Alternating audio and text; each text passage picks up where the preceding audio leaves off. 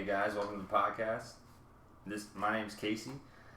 We're talking about baseball today. I'm here with Cam. Hey, I am a fellow baseball lover. I have nothing professional to do with baseball. Just love baseball, like talking about it. Sweet. So, going down the list today, we're going to be talking about who's real in the top few teams at the top of the baseball today in 2019, and who's not. So the other things we're going to be talking about are who the possible contenders are going to be for the second half of this season. Yeah. We're going to go over some trade deadline things, see if we can get to that, and maybe a little shout out at the end, a little surprise. Yeah, so, for sure. Yeah, let's let it rip. Let it rip. Yeah. So first we're talking about who's real, who's not. Yeah, and I think that's pretty easy. I think so. For one thing that has come across my mind is ranking teams as far as tiers are concerned. Okay. All right, so you have multiple tiers.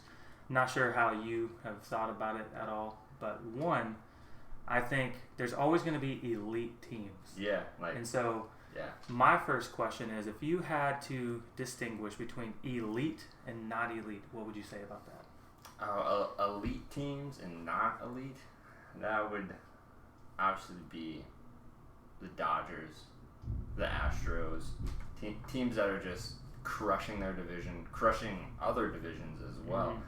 And they have a solid squad. And not elite teams would probably be people that are just like, they're good, but they're not contending. But then not elite, you could also say the Orioles. Sorry, from Maryland. Yeah, hurts. But yeah, you can go basically everybody else at that point. Sure. Is just not elite. Yeah, my one team that I think is truly elite this year, this is only speaking on the 2019 season, is the Dodgers. Okay. I think outside of the Dodgers, they're the only elite team. Everyone else has a shot, however, because we know the most elite team does not win every year. More often than not. Yeah.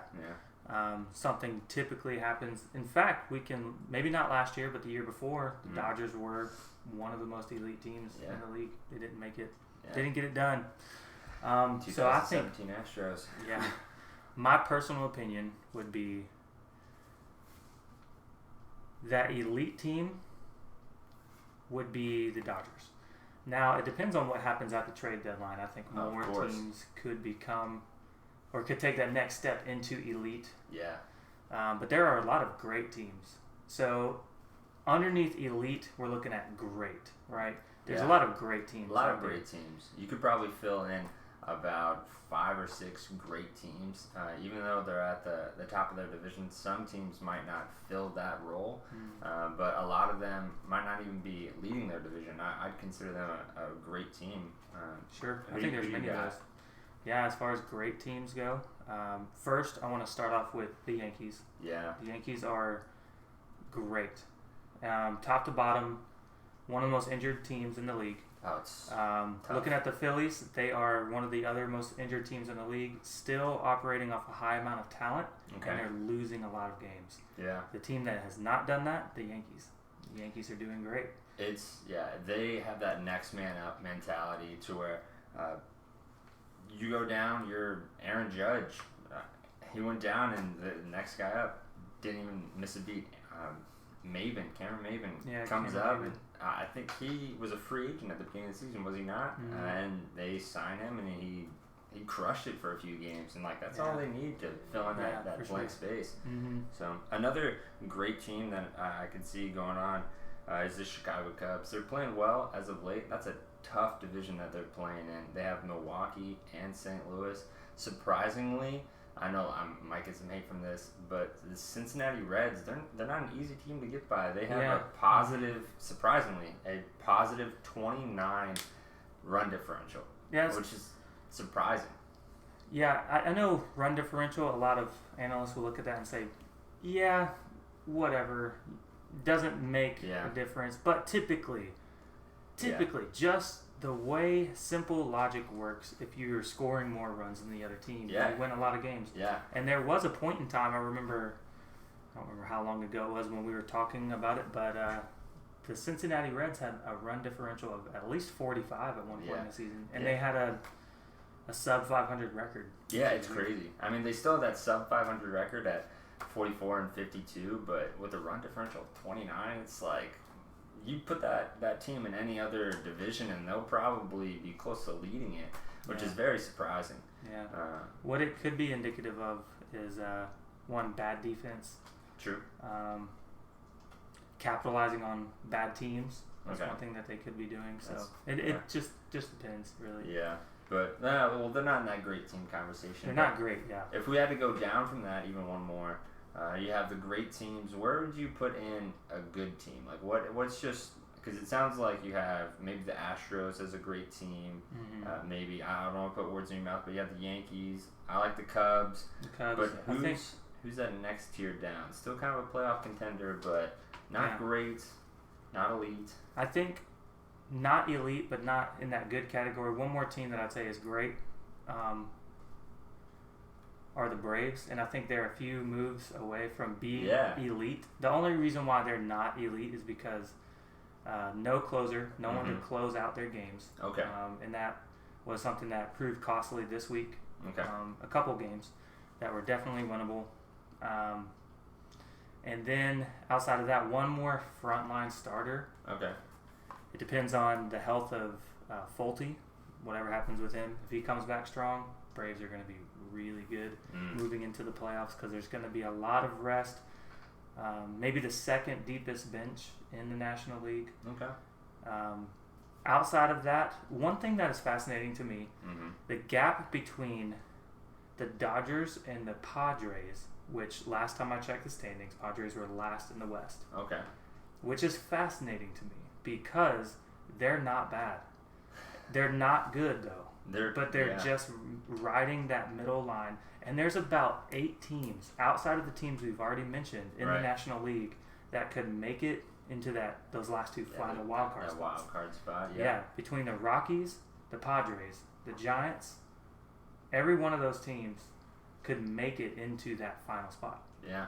Not to mention Milwaukee, St. Louis, not to mention the Nationals, who are on fire. Yes. They are smoking everybody, and they're scaring me as a Braves fan. They're really good.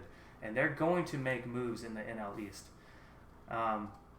They've underperformed. They're on their way up, and they're trying to push the limit of becoming a great team. Offensively, they're powerful. Yeah. They have maybe the second best rotation in the National League outside of the Dodgers. They're fantastic with Corbin, with Scherzer, and with the guy Strasburg. Yeah. The guy who throws really hard. Yeah. I that's one of the teams I wanted to mention later on. I think they are definitely a possible contender later on. Let's move on to who's not real. That's leading their division, possibly at the top of their division. Who's not real that you're just not a fan of? You're just not feeling them right now.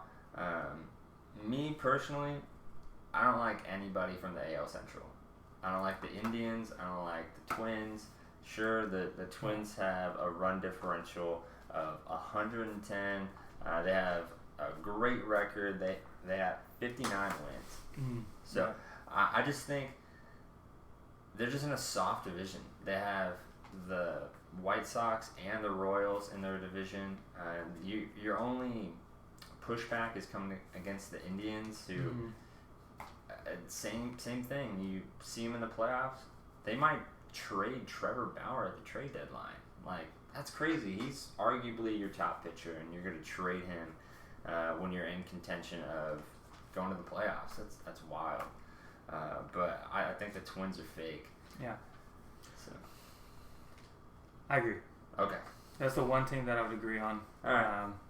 As division leaders, it's actually fascinating. The Indians, I don't remember, so forgive me, but at one point in time, I believe they were behind the Twins by 10 plus games in their division. About that. I could be way wrong about that. Who knows? Yeah.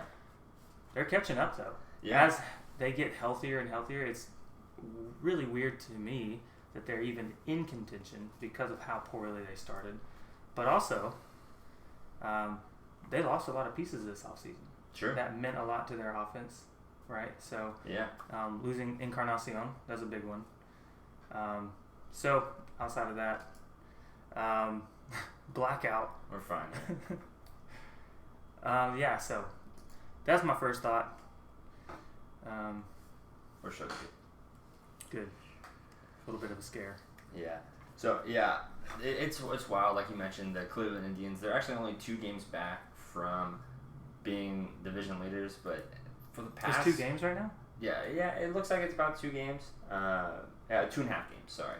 But still, yeah, they're super close from being 10 games back earlier in the season. It's honestly, it's going to be a race to the end. Mm-hmm. But just looking back at past history, like, sure, you guys make it to the playoffs every year. Ever since they lost that Game 7 against the Chicago Cubs, they've just been a different team. Like, kind of been flat. Yeah, made it to the World Series. You make it to the playoffs every year, but then after that, it's just kind of like, you guys don't really seem to do much. Yeah. So I don't know how to feel about you. I want to root for you, but I don't know. Yeah. So it's kind of like that vibe you get when you, looking at any team that's made it to their respective sports top game, whatever it is, that title clinching game, whether it be the NBA, whether it be the NFL. When you look at teams like Golden State Warriors, Cleveland Cavs, who for 4 years in a row played each other in the finals, how did they start their next seasons? Those teams didn't start well, other than the first Warriors championship team. Okay. They came out on fire the next year. Sure. They went 73-9.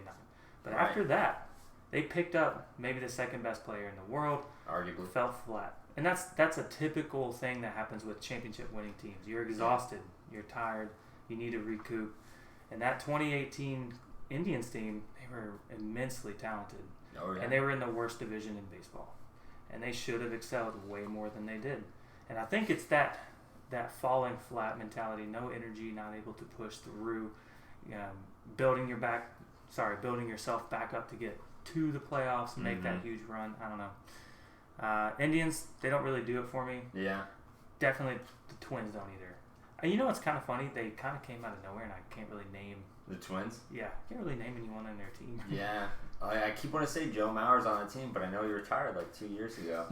So, but all right, yeah, it is what it is. So moving on from who's not, what about some fringe teams and some possible contenders? Who do you have right on the cusp of being in? Like, they're not leading their division. They're not at like that wild card spot. Or even if they are at that wild card spot, they're right there. Who do you got? I got a couple teams in my back pocket that I hope you don't have, but we'll see. Okay, first team. I'll go NL and 1 AL. Sure. One team from the NL that I think could be surprising are the Rockies. Okay. The Rockies are a team that they have a park. The park makes the difference for them. That's true. The park, Coors, it's just Coors. The typical it's just Coors memes that you see. It's Coors. Well, they play there, and they have year in, year out MVP candidate Nolan Arenado, Charlie Blackmon. Oh, yeah. Solid. They have a squad that is inconsistent at putting things together, unfortunately. That's fair. So leave it at that. I think the Rockies are pretty talented, though. I mean, right now there's 5 games under 500. Yeah. So that's kind of tough. Yeah, 5 games under 500. Now is not the point in the season where you want to be there. Yeah. But, however,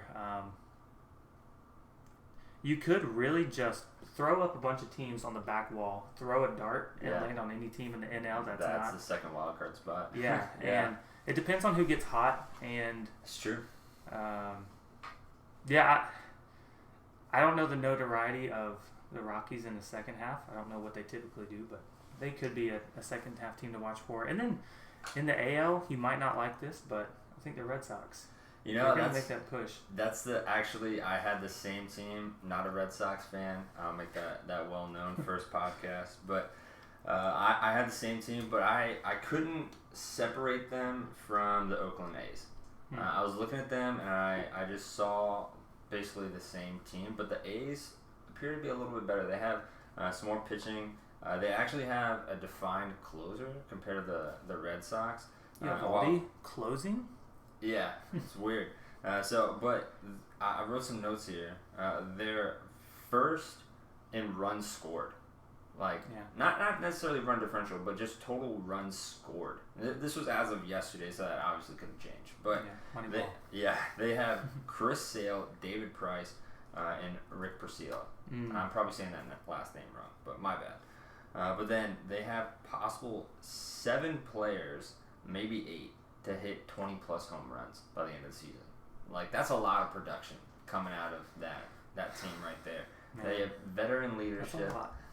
I hate to argue for it, but honestly, I could see them pushing for that first, second wild card spot, definitely. I don't think they're going to be pushing for the division.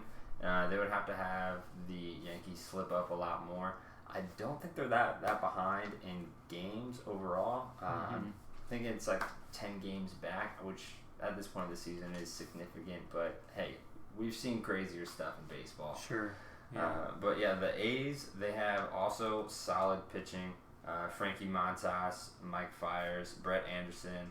There's some questions about his durability. I haven't seen him pitch more than 20 games in a couple of seasons. And then they have only one player, this is really surprising actually, hitting over 280. Really? He's hitting 286. They have another player hitting 279. But that was surprising to me that they're a few games back, or I think they're actually from the Dodgers. They're about, I apologize, the Astros. They're about 6 games back, but still in contention for that wild card spot, and they only have one guy hitting for a decent average. Yeah. But from the NL, I personally have the Washington Nationals. I know you mentioned them earlier. I also think a nice wild card team is going to be that San Francisco Giants, depending on what they do. That's fascinating. Yeah, they're trying to trade Madison Bumgarner. Maybe their whole entire bullpen. Exactly. So if they go ahead and sell the whole squad, then just write them off. But and obviously you have the Phillies with Bryce Harper. You got the St. Louis Cardinals, who almost always seem to be in it, and then reigning MVP candidate with Milwaukee, Christian Yelich. So he can carry that unit like he did in the first half of the season. I could see them making it as well. 50-30 guy, he's on his way. That's freaky. Crazy. He said at the beginning of the year, I plan on hitting 70 home runs. But all right. And then he was on pace to hit 80. Yeah. It's just insane. He's a freak. But yeah, there's literally, like you said, you could throw a dart up on the wall, and that's going to be your team. It could literally be anybody. Yeah, it's be a fun time in Vegas. You could put money down on anybody. Yeah. Who might win.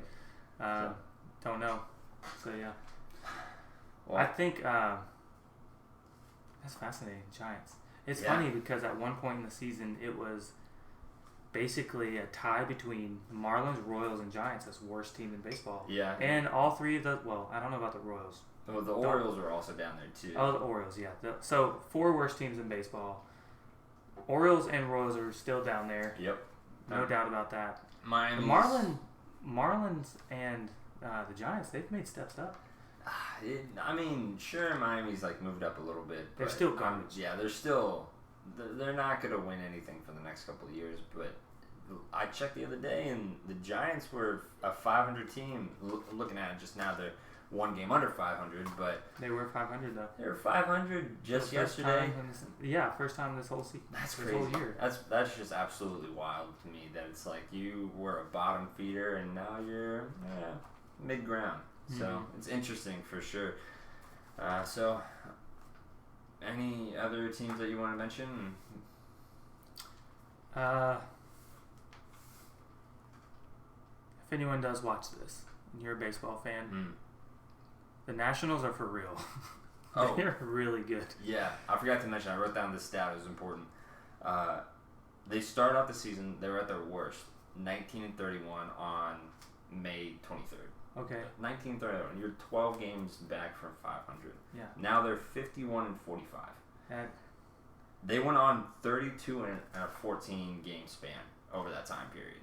That was as of yesterday. And I believe that's best in baseball. Which is in that span. they're literally winning 2 out of 3 games every single time they come up. More than that, really. But they're scary. They are scary. People have to look out for them. Yeah. Sorry, I think that's actually 3 out of 4 games, not 2 out of 3. Yeah. But 3 out of 4 games. That's look out.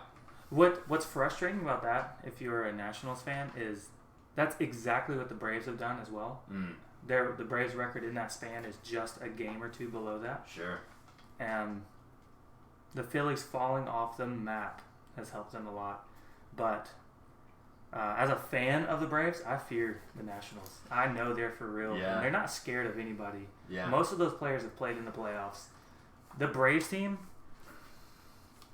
they could all be in college right now. Basically. They're all 20, 21-year-olds except for Markakis, Brian McCann, and Freddie Freeman. But I mean, okay, Nick Markakis went to the playoffs twice with the Orioles? Tough. And I think he's been there the same amount of times as his small duration with the Braves. Yeah. Yeah, tough, man.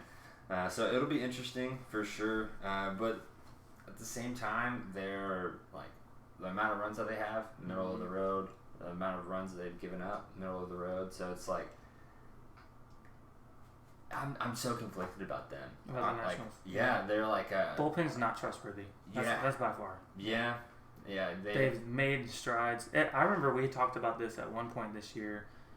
The Braves had the best ERA out of any National League East team. This was in May, early in the season, and every bullpen's ERA was just under 5. It was bad. And each team has made their strides.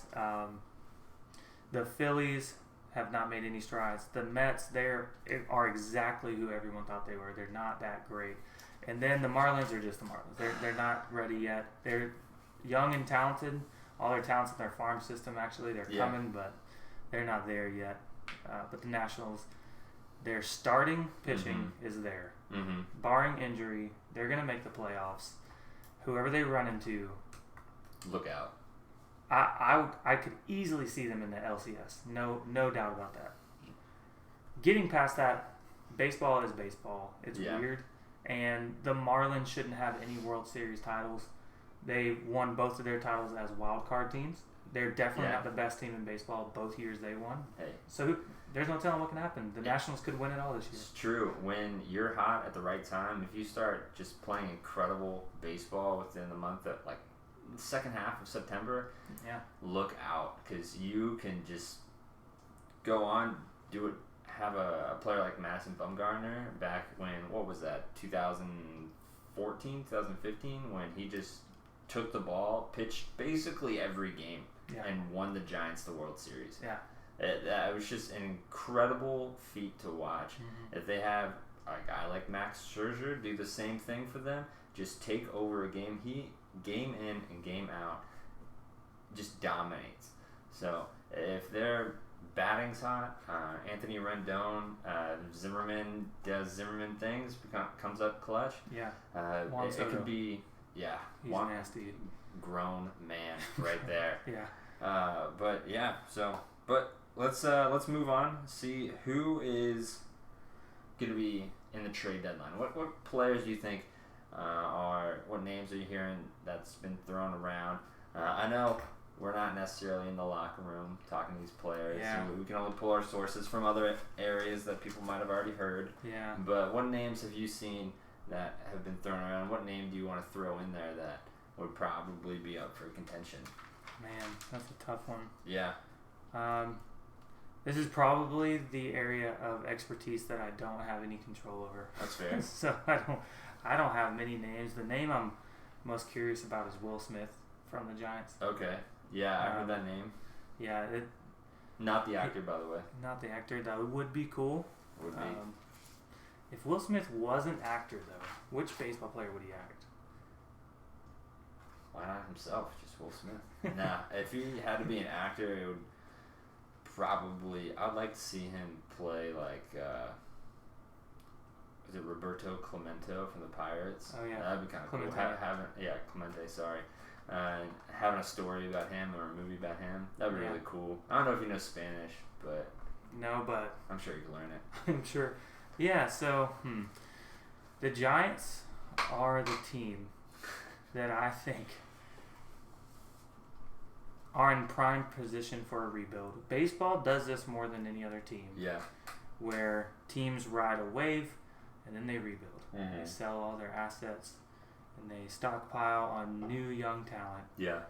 Try to grow these guys. The only teams that don't do that are the teams with money. Of course. Dodgers won't have to do that. Yankees won't have to do that. Mets, in theory, shouldn't have to do that. But hypothetically. Their franchise is broken. The Red Sox. And the Red Sox. Yeah.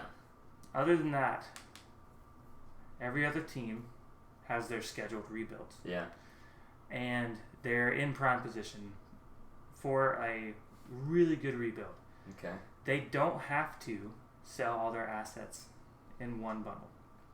They could, depending on the package that's out there, but I don't know of any team with a solid enough package to take on their whole team. Yeah. That's something that they could do. Individual assets, though, can reward them with solid talent moving forward. I think Will Smith, that's probably the biggest name out there for them. Okay. Teams are always going to want relievers. Obviously, the name power is with Bumgarner, but yeah, of course. If you're able to get Bumgarner's, he's not pitching that well. Yeah. He's just not pitching up to his standard that he normally does. Velocity is down. Yeah, and it's just a sign of him getting older. But if you're able to bring him in and he does something like Justin Verlander from a couple years ago, his career looked like he was done. And then he comes in, and thanks to Kate Upton, but that's besides the point. Yeah. He's able to come in, basically pitch the Houston Astros to the playoffs and help them win that second World Series. That's first. First, okay. Yeah. Second game or second World Series trip, right? Because they went when they were in the National League and then won it in the American League. Mm-hmm. That's right. Yeah, so if you're able to recoup something, but I feel like their asking price is going to be too much for Bumgarner just because he's a big name. I know I mentioned earlier Trevor Bauer is on the block. I honestly think they should keep him. He has this attitude behind him that I really want to get behind. Just because he, I don't know, is a fiery player. He calls other people to bring their best every single day. Yeah. So trading him away is basically telling your teams that, yeah, we're giving up. Mm-hmm. Like, we're tapping out. So I think that would be a bad thing for the Indians with them only being 2.5 games behind. Robbie Ray and Zach Greinke from the Diamondbacks, I could totally see them being gone within like the next couple of weeks. The only thing with Zach Greinke, pitching incredibly well, but it's the money. He's getting paid $35 million over the next 2 seasons. He still has $14.5 for the remaining of this season. Only a team like the Yankees or the Dodgers, it wouldn't be bad seeing him back in a Dodgers uniform, but trading him to inside the division would just be really tough for the Diamondbacks to justify, because what kind of return are you going to get? Yeah. It's a sleeper candidate that I think, besides Noah Syndergaard and basically the whole pitching staff of the Mets, is Robinson Cano, a veteran player. He's hitting for, I believe it was like 260, 270. I have to look that up. I didn't write that down. But solid player, consistent enough at this point of his career to where he could just fill in a role for a team that went down with an injury. A team maybe like the Phillies if they needed, or maybe, I don't think the Yankees would be that answer, but maybe the Red Sox with Dustin Pedroia always being injured.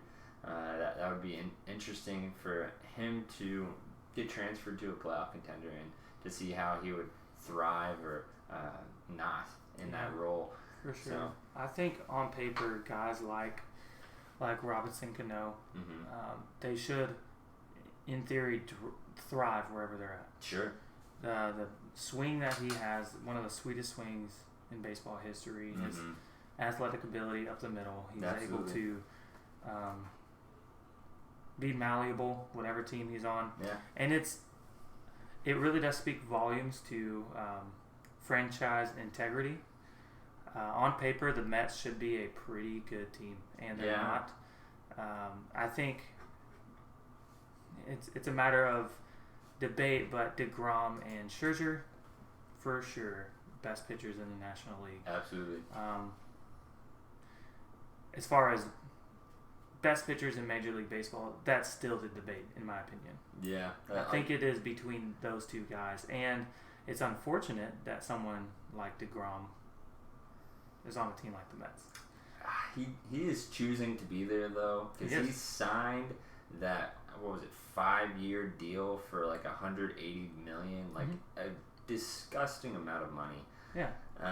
Or I believe it might have been a 6-year deal, but either way, he's choosing to stay with that squad. He believes in them, which is great. So yeah, I love that.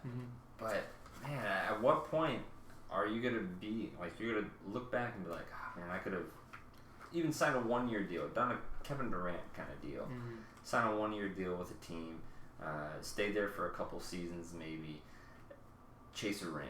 Yeah. Like, you play to win the game, right? I mean, sure, DeGrom is pitching well. I got to see him and Scherzer opening day. It was incredible. Yeah, that's amazing. And that's yeah, really like, cool. Yeah, DeGrom came away with the win, but it ended up being just a 2-0 game. Like, where's your run support? It's wild. But yeah. Well, I guess the point I'm getting at in that comment is teams can always be good on paper. Chemistry matters. Sure, of course. I only know this because I listen to other baseball podcasts that have actual pros. It's pretty typical for a baseball podcast to either be a really nerdy guy or a guy who used to play Major League Baseball. Yeah. And either way, I'm all about it. So yeah. Listen to these guys talk, and they'll tell you chemistry does matter. You can't just throw this talent together. You can take the best 10 players in baseball, put them on the same team, and that does not guarantee anything. And the Mets were primed for some sort of playoff run, maybe not division-winning run, but at least a wild card spot. And it's commonplace to know that their franchise, from general manager down, is in turmoil. They've been in turmoil. It's a pretty rough spot for them. I think it's time for them to kind of blow it up. Yeah. They're not going to, because they're a team that can spend the money. They can afford to spend more money. Yeah. But yeah, it would be nice to see Syndergaard somewhere else. See what team that he ends up on. Gosh. I didn't even think about that when you brought up the question, to be honest. Yeah, it's wild just because what the Mets are asking for, and Syndergaard's like, he's having by his statistics, a down year. He's still pitching very well, but I believe his ERA is like high 3s, low 4s. But gosh, put him on any other team and like he could become their like number 2 starter, if not their number 1, easily. Sure. Yeah. And those locks, man. The locks. Yeah. I know they say that chicks stick the long ball, but they also deal the locks. Yeah, long hair. Anyway, so highest payroll, I thought this was interesting just because I was looking at who could be different buyers or sellers. Highest payroll, obviously, got the Red Sox at $171 million, which is pretty standard. You got the Yankees though, which everybody gives the Yankees a hard time. That their payroll is so high.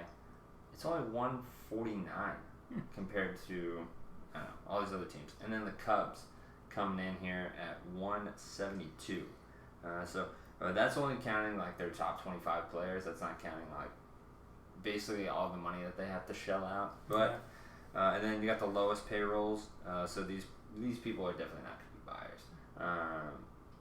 The Rays at 46, and I forgot to write down the number, but it was the A's, and I believe they were around 60 when I was looking at it. So really not that high, just because they're such a small market team. You wouldn't think that, but you have to compete with San Francisco right across the bay, who I believe their budget was somewhere around like $150 million. So it's tough going with them. And then potential spenders, even though I just said Oakland has a low payroll, I could see them being in it. They might be able to pick up another hitter or so. Looks like their pitching is good. Like their bullpen's pretty solid. But sounds like they need another contact guy. Yeah, honestly, just a leadoff guy that could hit like in like 290s, over 300. That would be amazing.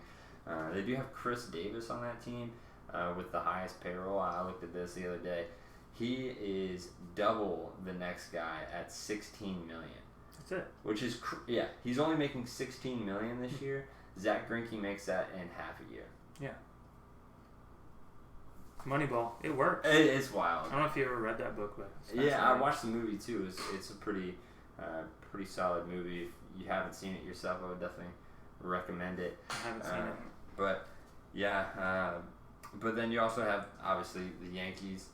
They need a starting pitcher. I am blanking on their number one guy, but he's doing all right. It's the Asian dude. I forget his name. Tanaka, yeah. Thank you. He's solid. And then they have CC Sabathia right now. And then I believe they had another starting pitcher that was injured. Isn't Severino, is he alive? Yeah, I don't know, man.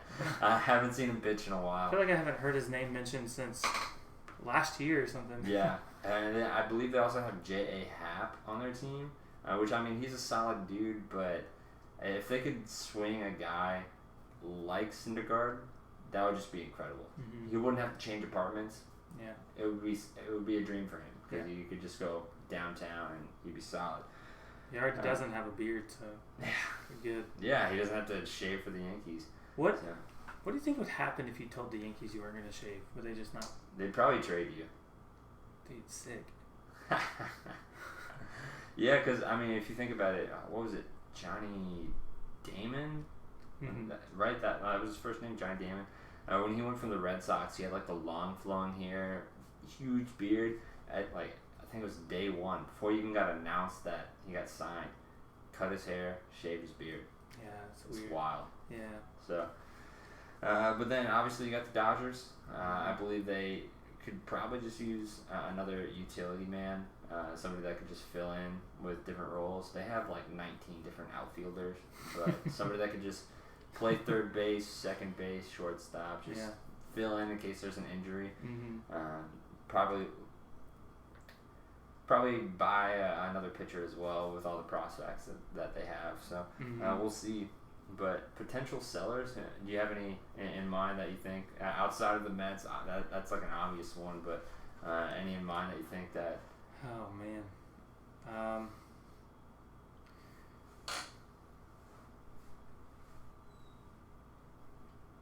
Yeah, gosh. Phillies, like... When are you going to let go? Like, just give up. Yeah. Man, send Nola away. Stockpile assets. Yeah. That would be awesome to see. Mm-hmm. There's not many teams that I personally don't like. Okay. The Phillies are one of them. Yeah. Watching them sell off their assets would be nice, but it also means that teams that sell off assets and they stockpile new young talent, they're going to be back. You know that. Yeah. Sellers. This is fascinating, but I guess you could say the second half of the first half of the season, the Miami Marlins starting staff, their starting pitchers, all incredibly young and are blitzing teams. Yeah. Man, they are putting on a showcase, and it looks like something the Marlins are going to run with, but they could sell. Those guys are impressive enough to sell. They have a couple of young guys. One guy whose name, I watched the full game, and he dominated the Braves. Mm-hmm. Can't remember his name. But he was fascinating. Some Hawaiian kid. That's cool. Rookie. Yeah, he's a rookie. That's pretty cool. And he absolutely shuts down the Braves lineup. A guy like that, I would want on my team. I'd give up assets for him. That's probably somebody the Marlins are going to ride with in their new rebuild. But you never know with the Marlins. They've gotten rid of everybody. Yeah, you really never know. Giancarlo left. Christian Yelich left. I went to a game down there.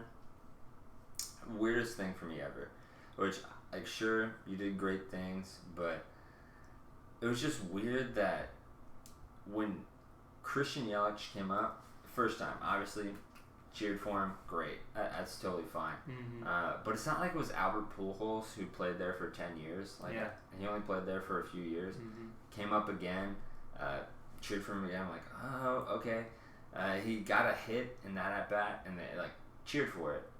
Came up a third time, still cheering for him. I think he hit a home run that game, and it's just like they're cheering for the other team. It was just so weird. Like the whole experience was like, I don't know, kind of just tells me that Miami community just needs to back the Marlins, and then maybe they'll be able to actually keep some of these like all-star players that their like farm system is obviously working.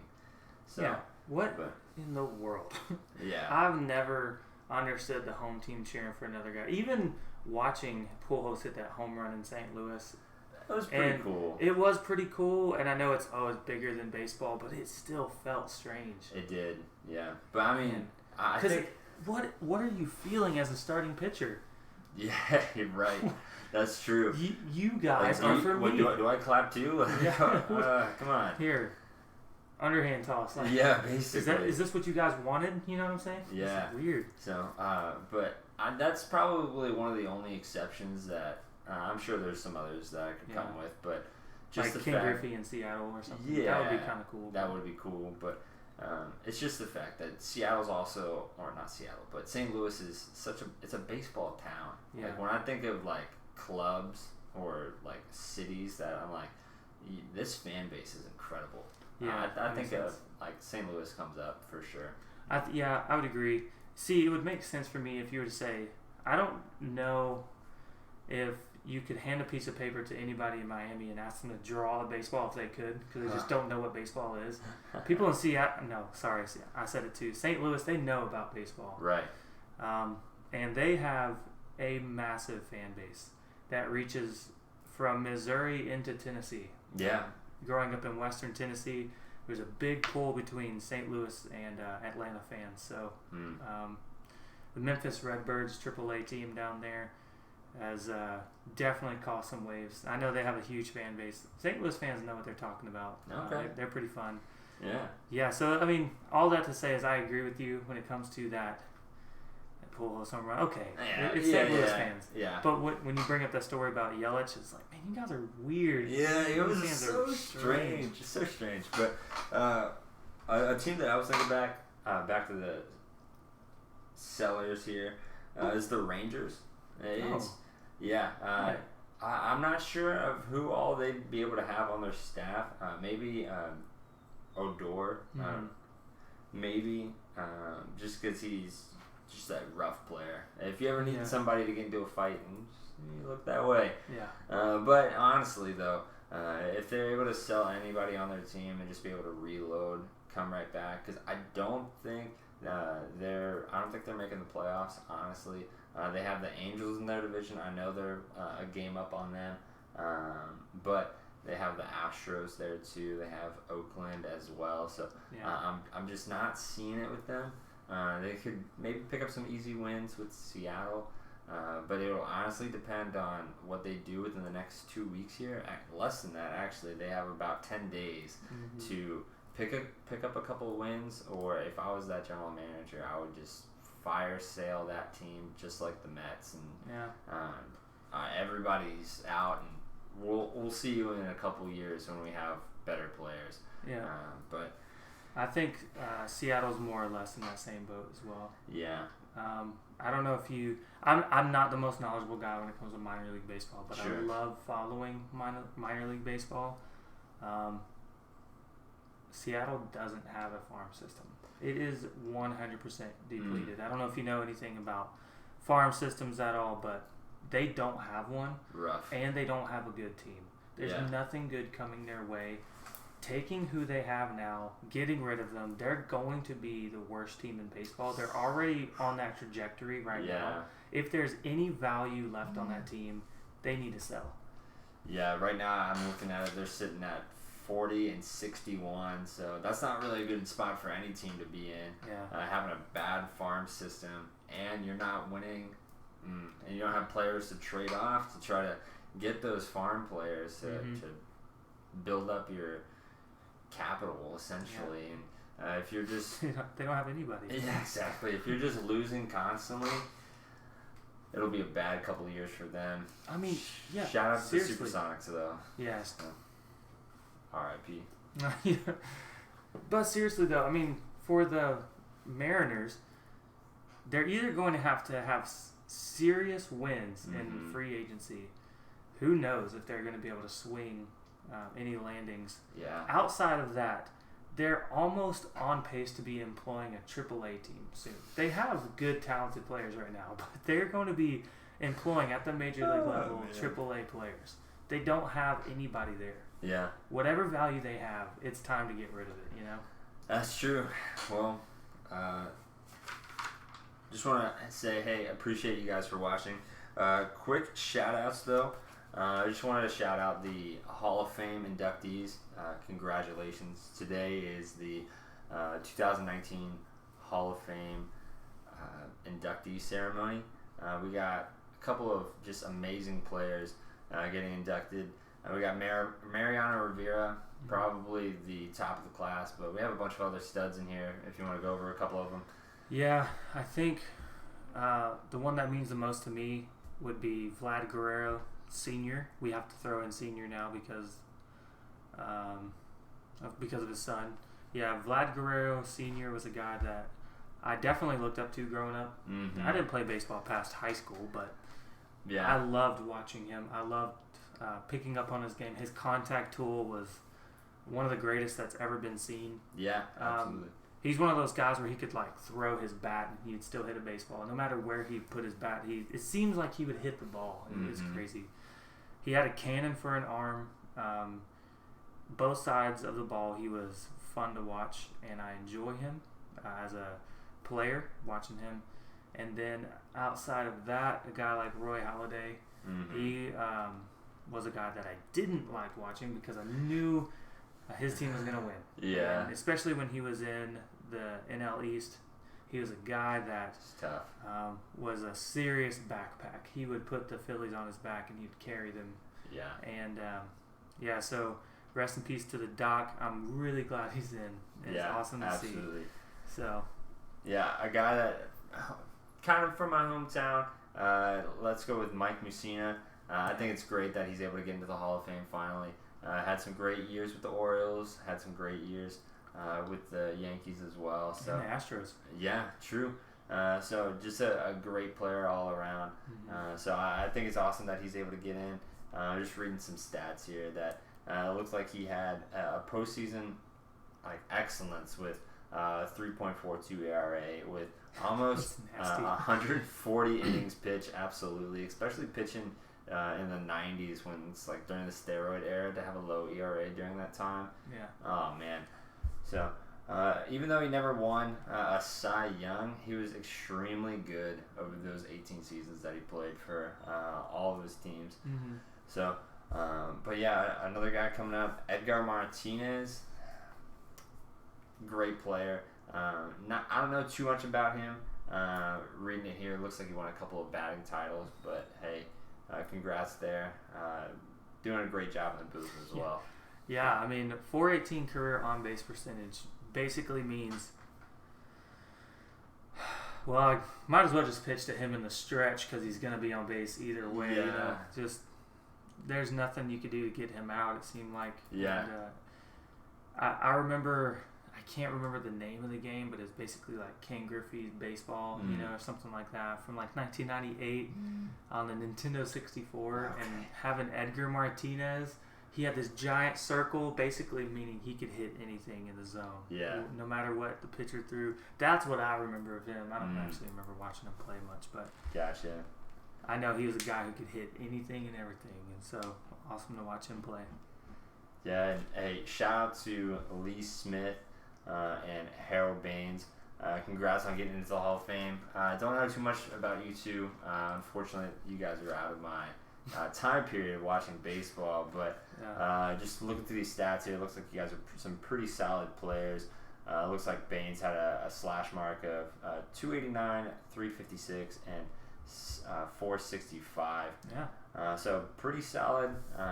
Hit about 340 or 384 home runs with 2,866 hits. That's incredible. Just shy of 3,000. Yeah, just shy of 3,000. He probably could have played like another 2 years. He probably would have hit it. Yeah. So that's incredible. I want to know what your thought on this is.